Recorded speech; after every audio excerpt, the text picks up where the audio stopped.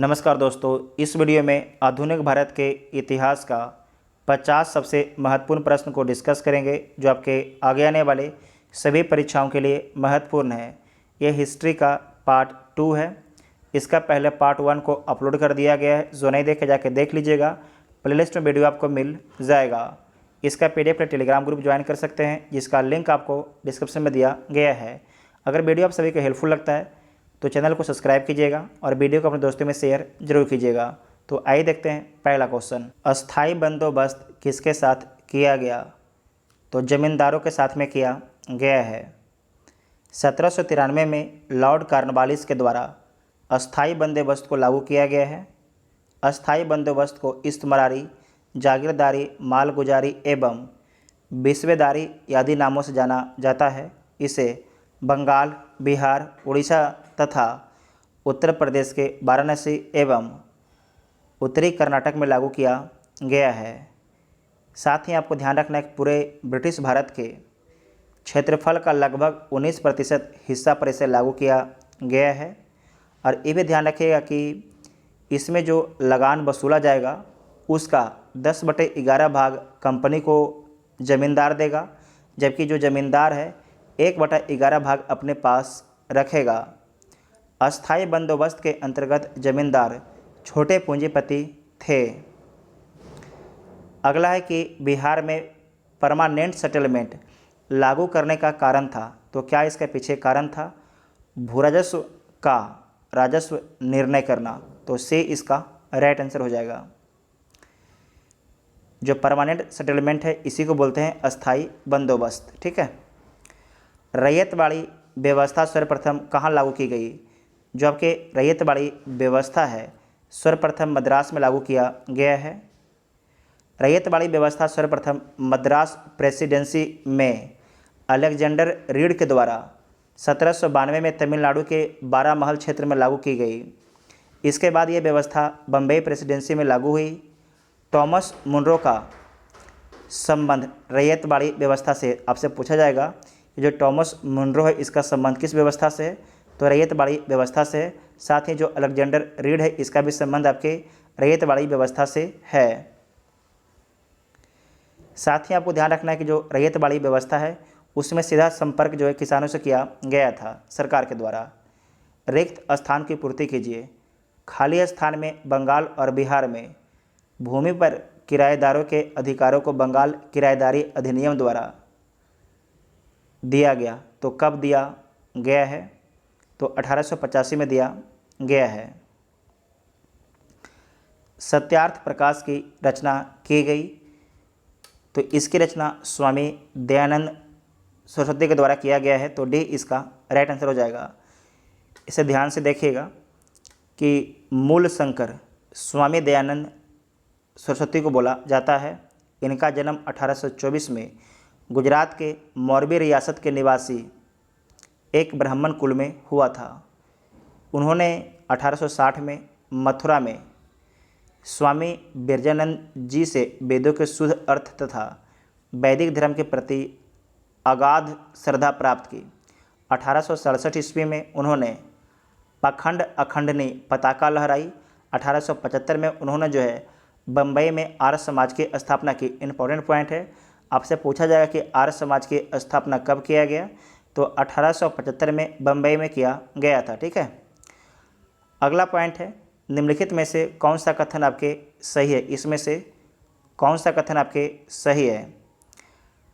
राजा राम मोहन राय नवीन शिक्षा के अग्रणी थे। तो सही है। स्वामी दयानंद ने भारत भारती के लिए नारा दिया था। ये भी पॉइंट आपका ठीक है। विवेकानंद ने विश्व धर्म संसद में भाग लिया। तो ये भी पॉइंट आपका ठीक है। इसमें एक से अधिक ऑप्शन आपका ठीक हो जाएगा। तो यहाँ पर आप देख लीजिए।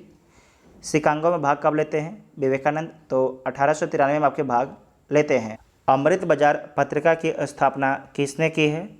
तो शिशिर कुमार घोष के द्वारा किया गया है। अमृत बाजार पत्रिका की स्थापना मोतीलाल घोष तथा शिशिर कुमार घोष ने 1868 में कलकत्ता में की। प्रारंभ में यह बंगाली भाषा में प्रकाशित होती थी। 1878 में देसी भाषा प्रेस अधिनियम से बचने के लिए रातों रात अंग्रेजी भाषा में रूपांतरित हो गई। गिरीश चंद्र घोष ने बंगाली का प्रकाशन 1862 में शुरू किया, जिसे 1879 में एस.एन. बनर्जी ने ले लिया। हिंदू पेट्रियाट की स्थापना गिरीश चंद्र घोष ने, बाद में हरीश चंद्र मुखर्जी इसके संपादक बने।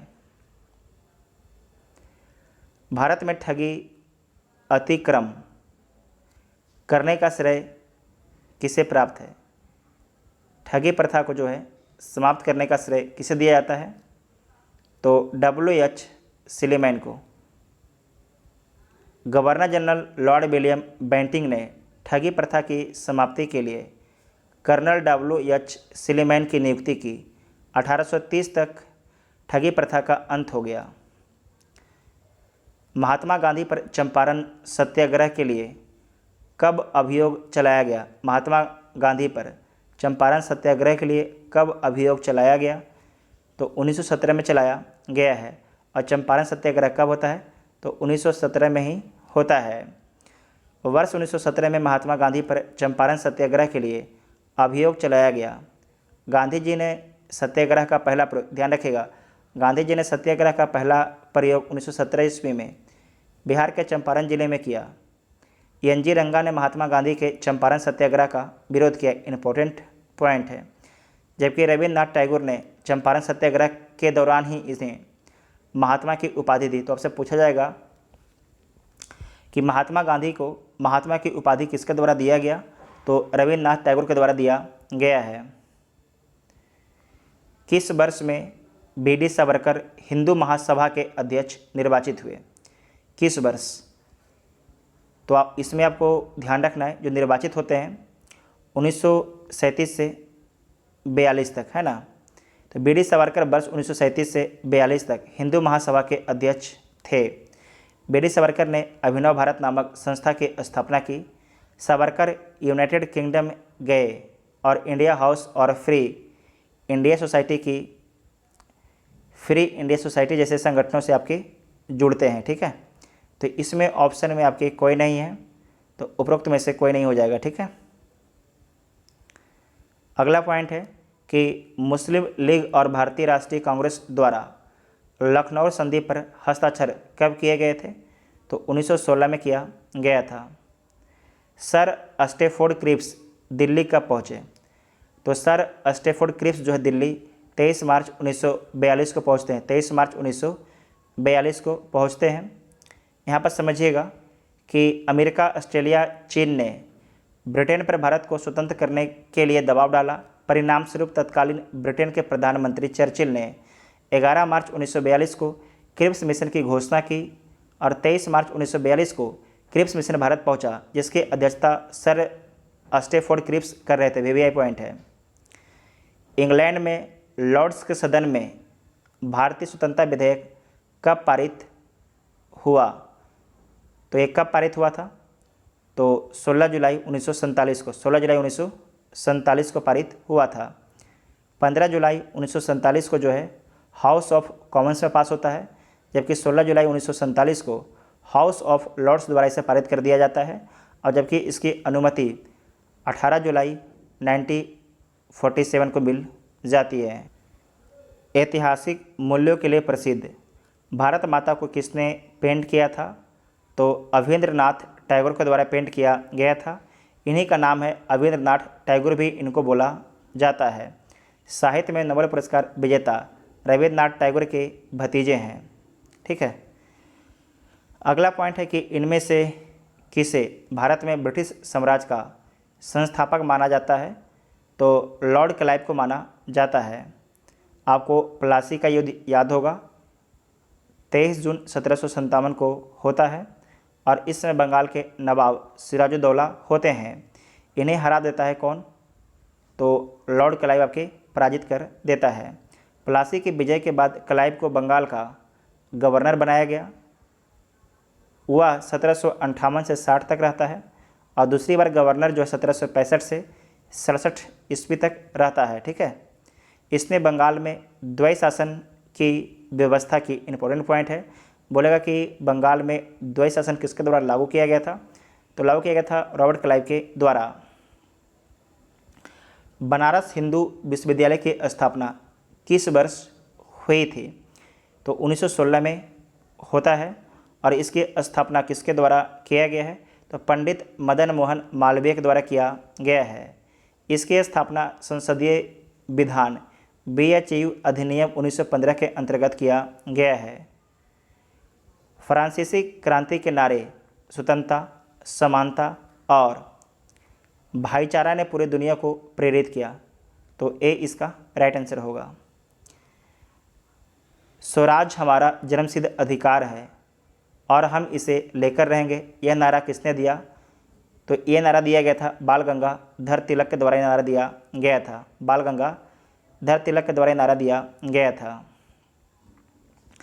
निम्नलिखित में से कौन सी पुस्तक तिलक ने लिखी है? इसमें से कौन सी जो पुस्तक है तिलक के द्वारा लिखा गया है? तो जो गीता रहस्य है ये तिलक के द्वारा लिखा गया है। तो बी इसका राइट आंसर हो जाएगा। खाली स्थान ने सन 1904 में भारतीय विश्वविद्यालयों पर कड़े नियंत्रण लागू करते हुए भारतीय विश्वविद्यालय अधिनियम पारित किया था। तो 1904 में आपके भारत के वायसराय कौन थे? तो लॉर्ड कर्जन थे। तो लॉर्ड कर्जन के द्वारा पारित किया गया था। तो बी इसका राइट आंसर हो जाएगा। लॉर्ड कर्जन द्वारा किस वर्ष इंडियन यूनिवर्सिटीज़ एक्ट पारित किया गया है? तो कब पारित किया गया? 1904 में। ठीक है। निम्न अखबारों में से कौन सा मुख्यतः उदारवादियों की नीतियों का प्रचारक था? जो उदारवादी का नीति है उसका प्रचारक कौन था? तो आपके लीडर था। कौन था? लीडर। फ्री प्रेस जनरल एक न्यूज एजेंसी है। जो आपके फ्री प्रेस जनरल है वो क्या है? तो एक आपकी न्यूज एजेंसी है। यंग इंडिया एक साप्ताहिक पत्रिका थी जिसे महात्मा गांधी प्रकाशित करते थे। लीडर समाचार पत्र के संपादक थे मदन मोहन मालवीय। वीवीआई पॉइंट है, मार्क कर लीजिएगा। मालवीय उदारवादी दल के नेता थे। इसके माध्यम से उदारवादी अपनी नीतियों का प्रचार करते थे। भारत में आधुनिक शिक्षा प्रणाली की नींव खाली स्थान द्वारा रखी गई। तो 1835 के मैकाले के मिन्ट्स के द्वारा रखा गया है। तो बी इसका राइट आंसर हो जाएगा। 19वीं शताब्दी के धर्म एवं समाज सुधार आंदोलन ने जनसंख्या के किस वर्ग को मुख्यतः आकर्षित किया? तो मुख्य रूप से जो है आकर्षित किया बुद्धिजीवियों को, नगरीय उच्च जातीय को, उदार रजवाड़े को। तो 1, 2, 4। तो डी इसका राइट आंसर हो जाएगा। अगला है कि भारतीय पुनर्जागरण आंदोलन के पिता कौन है? भारतीय पुनर्जागरण आंदोलन के पिता कौन है? तो राजा राम मोहन राय है। राजा राम मोहन राय को भारतीय पुनर्जागरण का पिता, भारतीय राष्ट्रवाद का पैगंबर, अतीत और भविष्य के मध्य सेतु, भारतीय राष्ट्रवाद का जनक, आधुनिक भारत का पिता, नव भारत का पैगंबर, प्रथम आधुनिक पुरुष तथा युगदूत कहा जाता है। नव भारत का पैगंबर कौन कहलाता है? तो भी आप देख चुके हैं, राजा राम मोहन राय को बोला जाता है। 1817 में कलकत्ता में हिंदू कॉलेज की स्थापना किसने की है? तो डेविड हेयर के द्वारा किया गया है। डेविड हेयर के द्वारा किया गया है।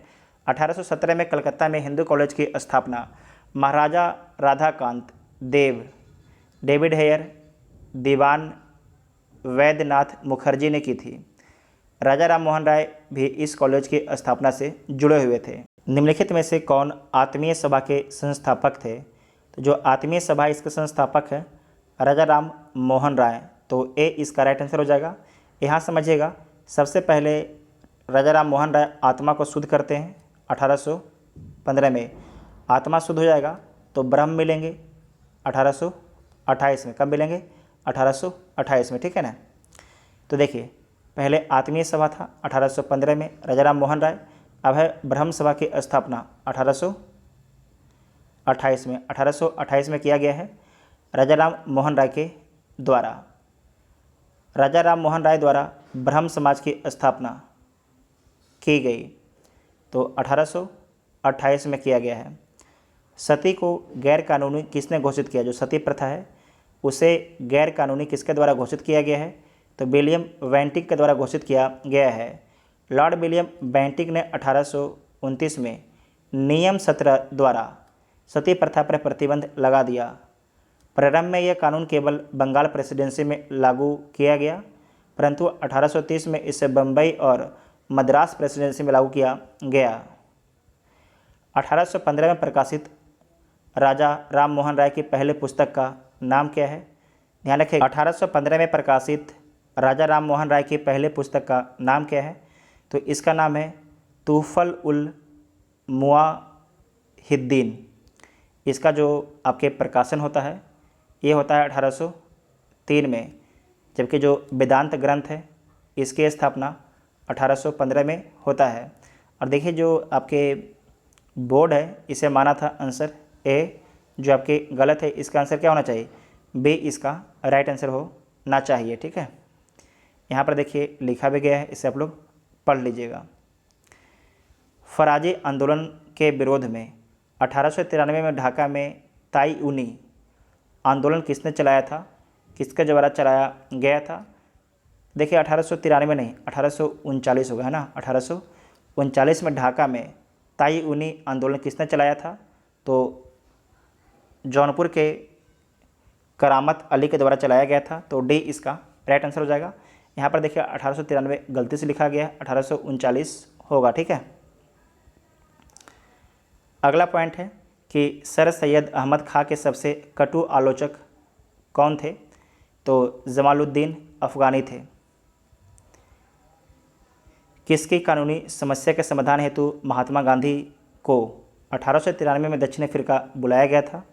तो किसकी मुकदमा के लिए गए थे? तो गुजरात के दादा अब्दुल्ला के मुकदमा के लिए गए थे। तो डी इसका राइट आंसर हो जाएगा।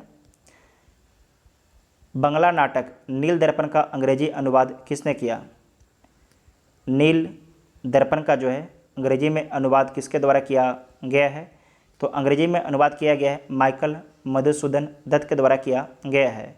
तो डी इसका राइट आंसर हो जाएगा। जो नील दर्पण है इसके लेखक कौन है? तो दीनबंधु मित्र इसके लेखक हैं। एक अच्छे यूरोपीय पुस्तकालय की एक अलमारी भारत तथा अरब के संपूर्ण साहित्य से अधिक मूल्यवान है, यह किसने कहा था? ये किसका कथन है? तो ये मैकाले का कथन है। तो ए इसका राइट आंसर होगा। पंजाब हिंदू सभा की स्थापना किस वर्ष हुई थी?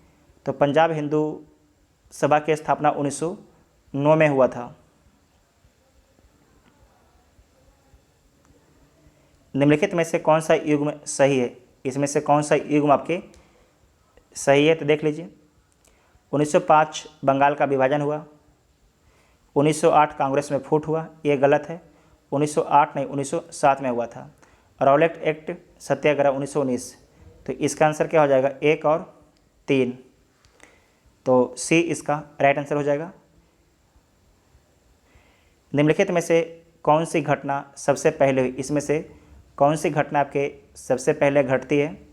तो देखिएगा, जो संथाल विद्रोह है ये कब होता है? तो 1855-56 में होता है। उसके बाद है बिरसा मुंडा का विद्रोह 1899 1900 में होता है। ताना भगत आंदोलन ये 1914 में होता है, 1914 में होता है। तो इसका आंसर क्या हो जाएगा? ए इसका राइट आंसर हो जाएगा। यहाँ पर लिखा भी गया है।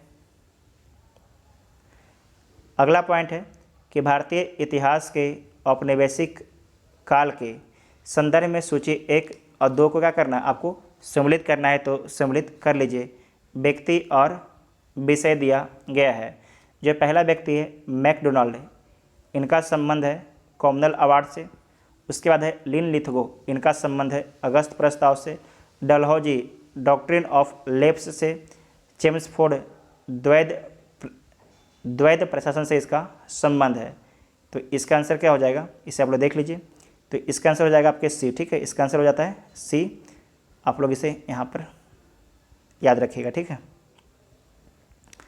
इसका आंसर होगा सी और यहाँ पर लिखा भी गया है। अगला पॉइंट है कि किस प्रदेश के ग्रामीण क्षेत्रों में एका आंदोलन चलाया गया?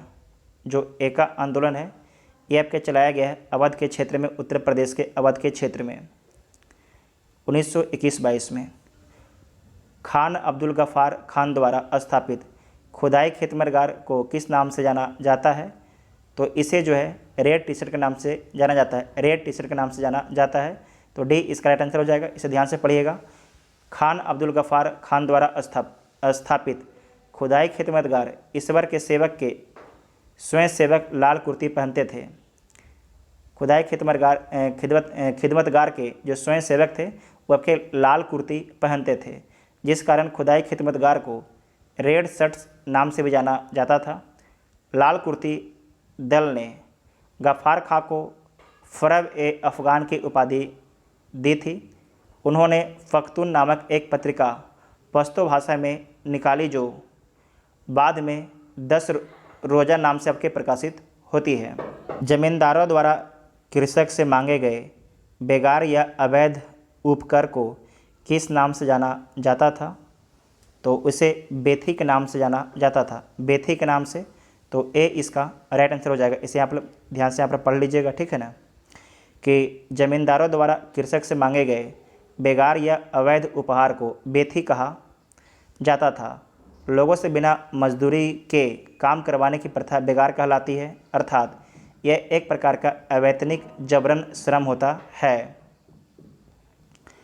पुनः याद रखें, अब यह झंडा लहरा गया है, यह कभी भी झुकना नहीं चाहिए जब तक कि एक भारतीय पुरुष, महिला या बालक भारत में जीवित रहे। यह किसने कहा? यह किसका कथन है? तो लाहौर में जवाहरलाल नेहरू के द्वारा बोला गया था।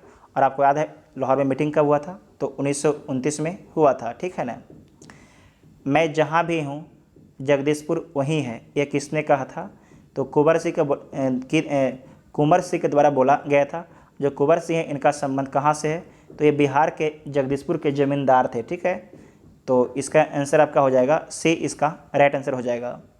नेक्स्ट पॉइंट है कि बिरसा मुंडा द्वारा किसको कमांडर इन चीफ नियुक्त किया गया था? देखिए, बिरसा मुंडा किसी को भी कमांडर इन चीफ नियुक्त नहीं करते हैं, तो उपरोक्त में से कोई नहीं हो जाएगा, उपरोक्त में से कोई नहीं हो जाएगा। तो ए इसका राइट आंसर हो जाएगा। अगला है कि बाइकॉट और स्वदेशी आंदोलन के समर्थन में किस स्थान में गोल्डन लीग नामक संस्था की स्थापना हुई? तो देवघर में होता है। तो डी इसका राइट आंसर हो जाएगा, ठीक है, डी इसका राइट आंसर होगा। पटना से प्रकाशित होने वाला प्रथम अंग्रेजी अखबार कौन सा था? उसका नाम क्या है? तो उसका नाम है द बिहार हेराल्ड। क्या नाम है? द बिहार हेराल्ड इसका नाम है। गुरु प्रसाद सेन द्वारा बिहार के पहले अंग्रेजी समाचार पत्र द बिहार हेराल्ड का प्रकाशन 1874-75 में शुरू किया। बिहार का पहला समाचार पत्र ब्रिटिश सरकार के प्रयास से प्रशासनिक उद्देश्यों के लिए प्रकाशित किया गया था। उस समय पटना के कमिश्नर विलियम टेलर ने सितंबर 1856 में एक उर्दू अखबार ए बिहार का प्रकाशन शुरू करने की पहल की।